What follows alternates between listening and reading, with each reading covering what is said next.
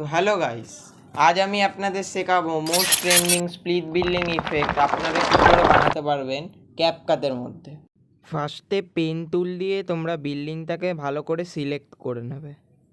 তোমরা এই এডিটটা ফোনেও করতে পারবে, সেখানে তোমরা ফটোশপের জায়গায় ইউজ করবে ফটোপিয়া ওয়েবসাইট। সিলেক্ট করা পার্টের ওপর রাইট ক্লিক করবে এবং চুজ করবে মেক সিলেকশন। একদম টপে সিলেক্ট অপশানে সিলেক্ট অ্যান্ড মাস্ক।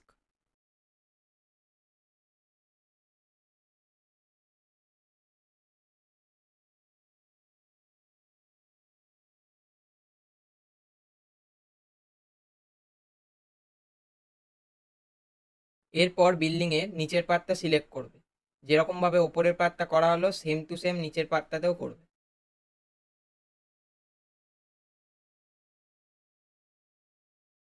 বিল্ডিংটার নিচে একটি ব্ল্যাক লেয়ার ক্রিয়েট করে নেব, যাতে বিল্ডিংটা স্প্লিট হওয়ার সময় আরও রিয়েলিস্টিক লাগে।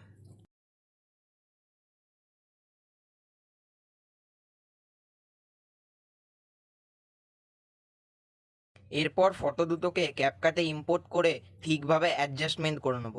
ভিডিওটা আরও রিয়েলিস্টিক বানানোর জন্য আমি একটা গ্রিন স্ক্রিন ক্রাউড ভিডিও এর মধ্যে অ্যাড করছি। বিল্ডিংয়ের ওপরের লেয়ারের ফার্স্টে একটা কি ফ্রেম অ্যাড করব,